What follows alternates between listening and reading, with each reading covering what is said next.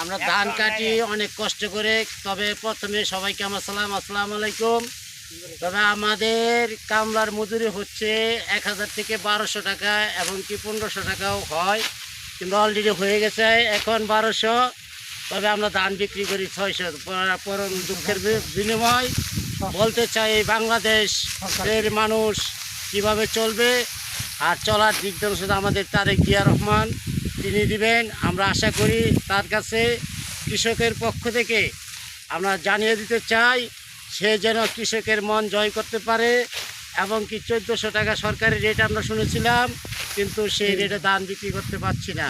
কেন পাচ্ছি না, কারণ কি এটা আমরা জানতে চাই। আর এবং কি ধানের দামটা যেন সরকারিভাবে রেটে আমরা বেচতে পারি, এই বলে আমার কথা শেষ করলাম।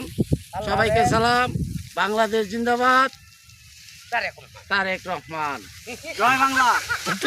আমি আবারও আমাদের দেশের সরকারকে বারবার করে অনুরোধ করছি, আপনি আমাদের দেশের এবং সারা বাংলাদেশের কামলার যে আমাদের অসহায় কামলার আছে এদের বেতন ভুক্তি করে দেন, এবং বেতন ভুক্তি করে দিলে আমাদের দেশের কামলাগুলি অনেক সুবিধা হবে, অনেক ভালো হবে। সবাই ভালো থাকবেন, সুস্থ থাকবেন। খুদা হাফেজ।